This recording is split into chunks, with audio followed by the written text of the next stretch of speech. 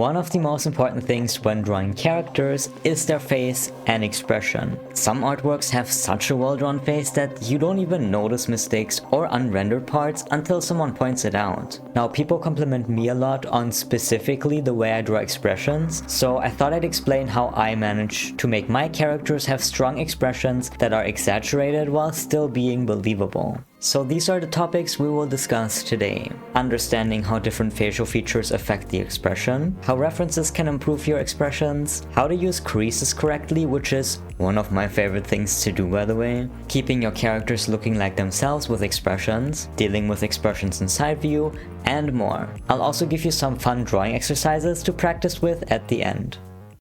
How different parts change in expression. Okay, here's a basic rundown of how facial features contribute to different expressions before we get into the details. Expressions are the combination of different parts of a face, like the mouth, eyes, and brows, being moved by different muscles. If one part changes position, that will affect the overall expression, even if the other parts didn't change. The mouth is probably the most versatile feature on the face since it can be pulled into many different directions by lots of muscles and make hundreds of different shapes. VTuber model riggers know this very well. So for many expressions, the mouth can make a huge change. This is the same face with the same exact brows and eyes but different mouths. There's honestly so many shapes you can draw a mouth in that I feel like just showing you is better than trying to explain all the different shapes. Generally, the corners of the mouth will lift for happy expressions or droop down for sad, angry, or disgusted expressions. The corners of the mouth will almost or fully disappear the more the mouth is opened. You can also experiment with making the mouth wider, smaller, or more open than usual for different expressions. I like to take my liquify tool and squish it into different positions to see how that changes the vibe. Eyes are one of the most important parts of the face for showing different emotions in drawings, and you can mess with the eyelid positioning for different effects. The upper and lower lids can be pulled up or down for different effects, which usually depend on which of the lids is overlapping with the iris. When the upper lid is covering up to half of the iris, you will get a relaxed expression, or a bored one if the lower lid is revealing lots of white below the iris. If it's the other way around, with the lower lid covering some of the iris and the upper lid leaving some space, you will get a happy expression. For a squint, both eyelids will be covering the iris. Brows generally do two movements, up, down, or pushing inwards. An eyebrow raise is basically just one brow pulling up and away, while the other one is pushing down and in. But in many art styles, the eyebrows can be moved more and even rotated to get different effects. Now, you can combine the eyes and mouth with different eyebrow positions to change up the expressions. Take the happy eyes for example. If we add normal relaxed brows, it's a regular happy smile, but if we turn up the eyebrows in fear, the expression becomes very concerned. Similarly, we can take the bored eyes and add angry downturned eyebrows for a pissed off expression. Or we can take bored eyes and push the eyebrows up more for more of a cocky expression.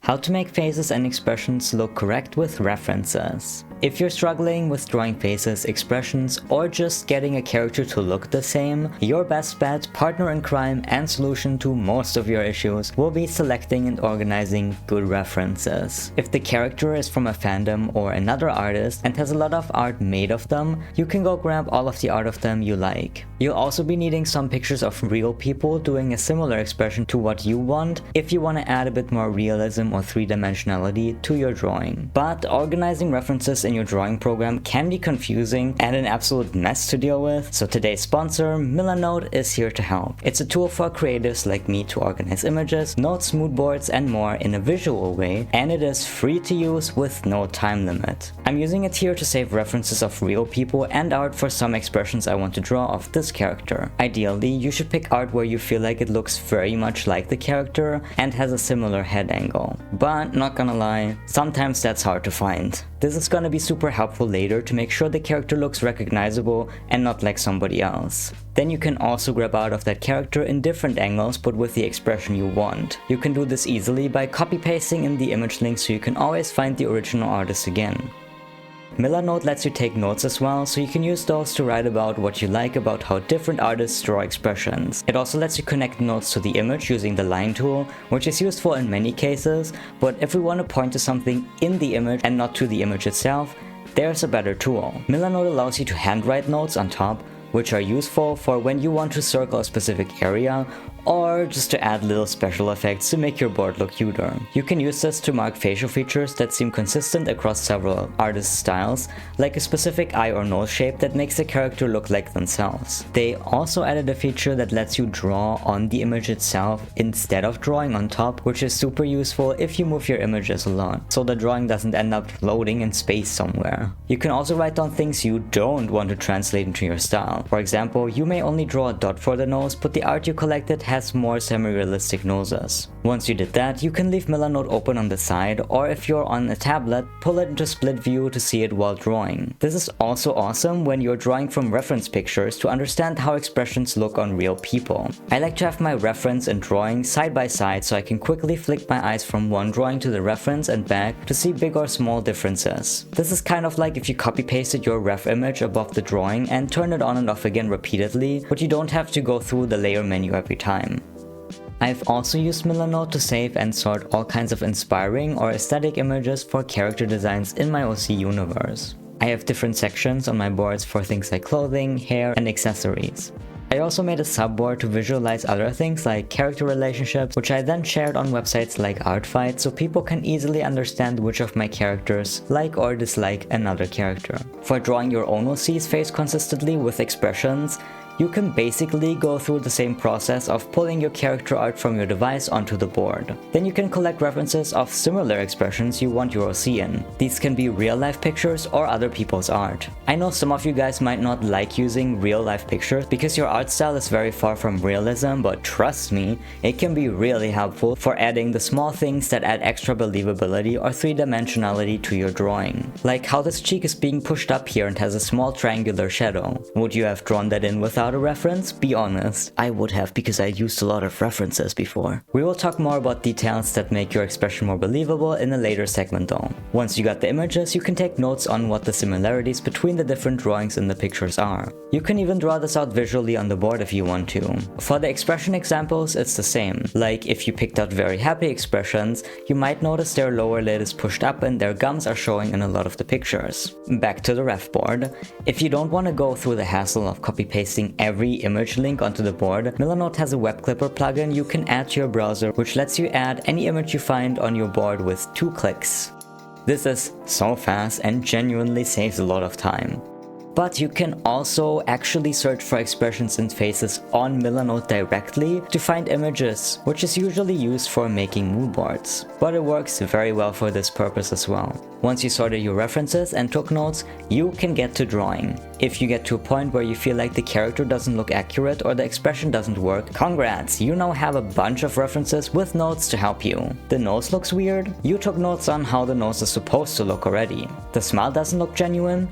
Compare it to the smiles from your reference board. Thanks to Milanote for the continuous support to this channel, and don't forget to sign up for free with no time limit with the link in the description. Let's talk about creases, one of my absolutely favorite things to add to an expression. You may think your character doesn't need wrinkles because they're pretty young, but if you look at people of all ages in real life, their face will have some amount of creases for different expressions because the facial muscles are pulling the skin into a different position than where it normally rests. This creates hills, valleys, creases, and wrinkles at different points, which can make your expression look much more realistic and 3D, even in more simplified art styles. However, you have to know where and how to place them, otherwise your character might end up looking much older than they actually are. I see this a lot with less stylized / more realistic art that uses line art, where they will draw in the crease as a line instead of making it just shading, and unless that's your goal, you probably want to avoid that. A lot of times I will draw in these creases with shading or thinner / lighter lines, which is more subtle but still effective. You also can't just place them anywhere, so let's talk about the places I commonly draw these creases. Okay, the eyebrow crease is the absolute most basic crease that most artists draw in when drawing someone frowning. This isn't just one simple line in the middle of your forehead, but actually 2 or more lines originating from between your eyebrows and going across the forehead where they fade out. These creases get darker and longer the deeper the frown is, and also generally the more wrinkly the person is. Older people tend to have wrinkles there even when smiling though, so keep that in mind. But the forehead creases aren't all there is to eyebrows. There can also be these triangular creases slightly below the brow line on the nose. Not everybody in real life has these, but they can make a frown or an angry expression much more intense looking. There's two main creases around the eye that you can see on adult faces which change with expressions. A crease going from the tear duct onto the cheek and a crease on the lower eyelid. Note that sometimes these are connected in general or connect with certain expressions. When someone smiles, that tends to make the lower eyelid crease really defined. There's also another crease that elongates the lower eyelid crease when pulling up your nose, as if in disgust. This crease is one of my favorites to draw on extremely angry expressions that have an open mouth, since it looks almost feral and reminds me of animal muzzles baring their teeth. There's also creases at the outer edge of the eye that appear when smiling, but to be honest, I rarely draw those for expressions. I would mainly only add them for characters that are supposed to be wrinkly. Alright.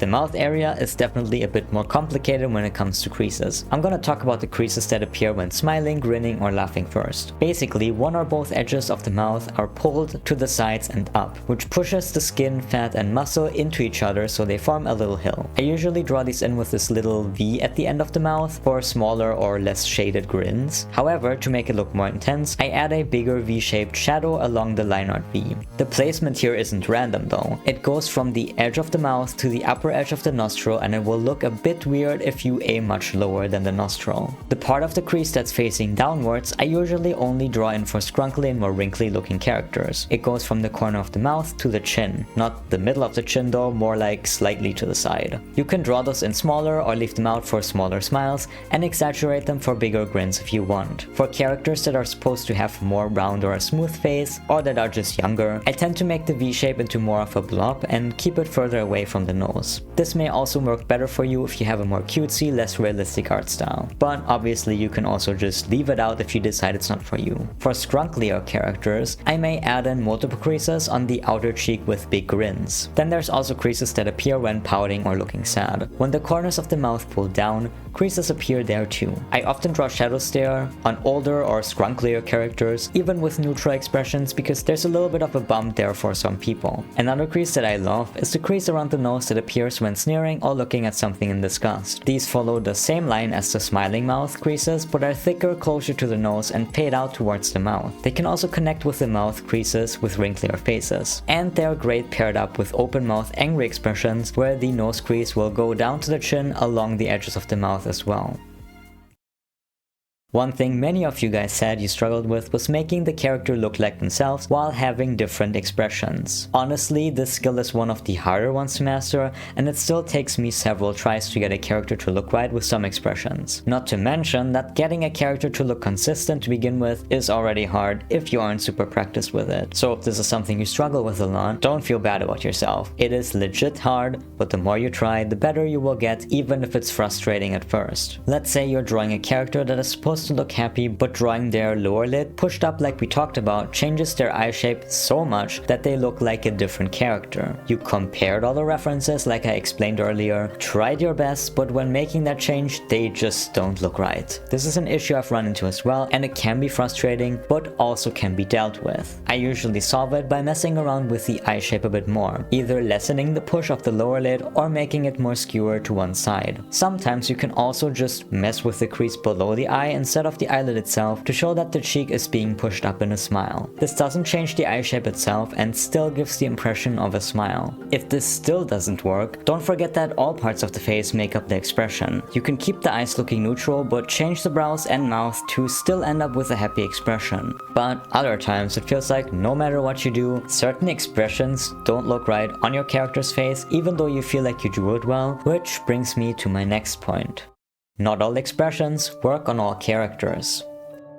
Part of the reason this is the case is because not all characters use expressions the same way, and some characters would simply never be seen with some expressions. For example, I made an expression sheet for my OC Aster, who is a very egotistical, awful, and unempathetic man. You might notice that he has no expression where he looks sad or genuinely happy. He mostly looks angry, disgusted, neutral, or has this evil smirk going on. That's quite literally because these expressions fit his personality more than other ones. Like, My man could not produce a single tear, and it would look wrong if I drew him sad. Similarly, I have my twin OCs, Deus and Dusa, who are wildly different from each other personality-wise. Deus expresses emotions strongly and you can see them on his face, while Dusa keeps her emotions to herself and is not very emotive. She has a bit of a resting beach face, if you will. So you're not gonna see her cry laughing at every joke ever. She will probably just smile and snort if it was funny, or stare at you blankly like, what the heck did you just say? Side note, but if you like the reference sheets I made, I have a tutorial video on how to make good reference sheets. I also have several other videos where I talk about the OCs you guys just saw, as well as the thought process behind their designs and expressions. I'll link them in the info box so you can check them out.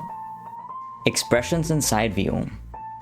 Side views can be a pain in the butt to draw sometimes, even without expressions, so if this is something you struggle with, well, most of us probably do. When drawing side views, the shape of the eye and mouth will change a lot since you can only see half of it from a very different angle. The eye will usually be a triangle or cone shape with the upper lid, lower lid, and a domed eyeball. The expressions for the eye aren't too difficult to manage since it's just the upper and lower lid being lower or higher, or the iris and pupil changing. The mouth will also look different from the side, especially if it's open and shows the teeth or tongue. What you can try to do if you're struggling with getting the mouth to look right is to draw it from the front first, draw a line down in the center where the nose would be, and then only take the half of the mouth that's on the correct side and squish it into place with the transform or liquefy tools. Realistically, the edge of the mouth can't really go further back than where the eye is in side view, but in most cases you can ignore that for a more exaggerated look. And if you want to add in the mouth creases,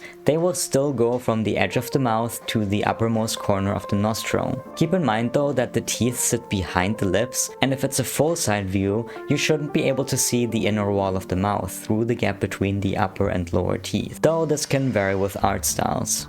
Also, don't forget that the teeth can't move apart without the jaw opening, so the chin will move down and in towards the neck the more the mouth is open. More details to take your expressions to the next level. Teeth and gums.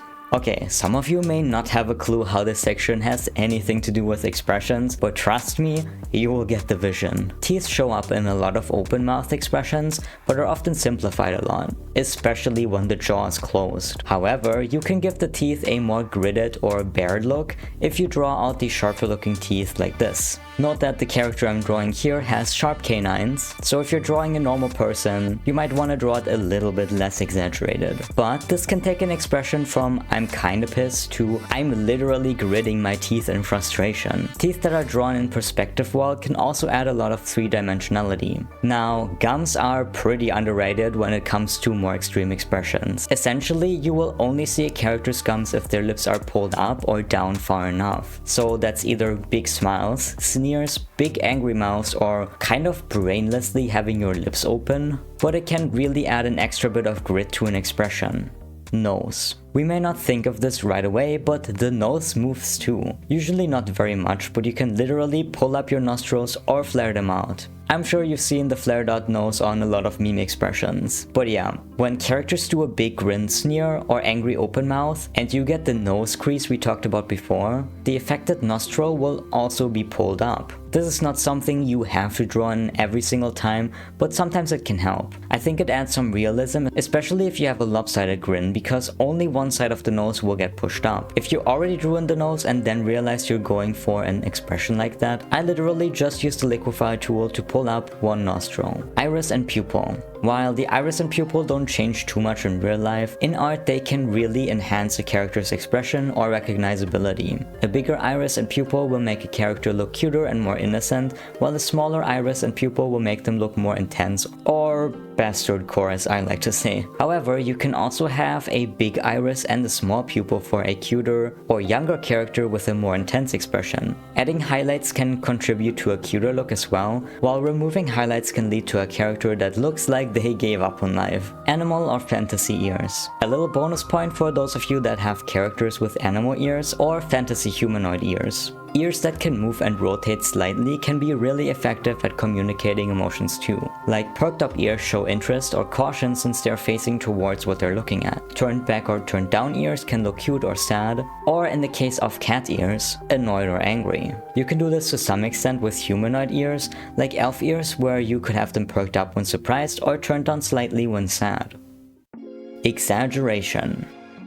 If you have trouble drawing very extreme expressions like about to explode angry or oh my god the best thing of my life just happened, you can start off by drawing the most exaggerated version of the expression that you're able to draw without it looking weird. Keep in mind that it can still not look exaggerated at all. You're learning, so don't be hard on yourself. Once you did that, you can try to go through each of the features and try to push them even more. Make the lower lid push higher, make the mouth open wider, add a crease to the cheek, raise the brows more. And maybe you can eventually get to a result that's better than it was before. For extremely angry or scared expressions, extra creases between the eyebrows or under the eyes can make the expression look much more disturbing. Also, making the brows push so low that they partially overlap with the eye will make frowns and angry expressions look much more intense. For some funny expressions, it can actually help to simplify or stylize things sometimes. Take this drawing where the mouth is one line and the eyes are just circles.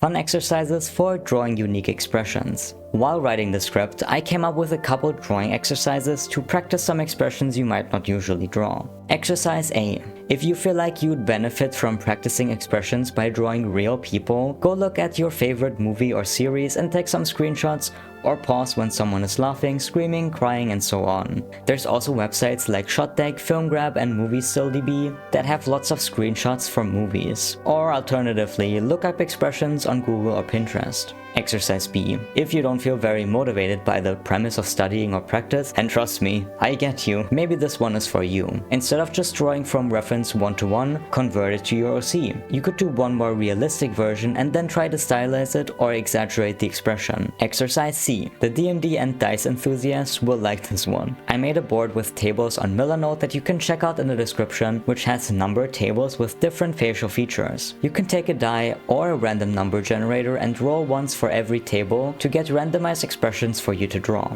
So if you roll a 1 for mouth smile and a 4 for mouth open, you can check the table and see that will mean you'll have a deep frown with an open mouth. If you roll the 2 and a 1 for the brows, they will be pulled and turned upwards, and so on. I included a guide on how to use these tables with examples on my Milanote board, so if you don't already have an account, make sure to sign up for free with the link below. But if you're lazy, you can also just draw from one of those expression charts you can find on the internet. That said, I have a couple more art tutorials on my channel, like this one about what DPI is and why most artists don't understand it even though they think they do. Check out my Instagram or Blue Sky to see more of my art. Thank you guys for making fan art, and special thanks to my awesome Patreons. Will out.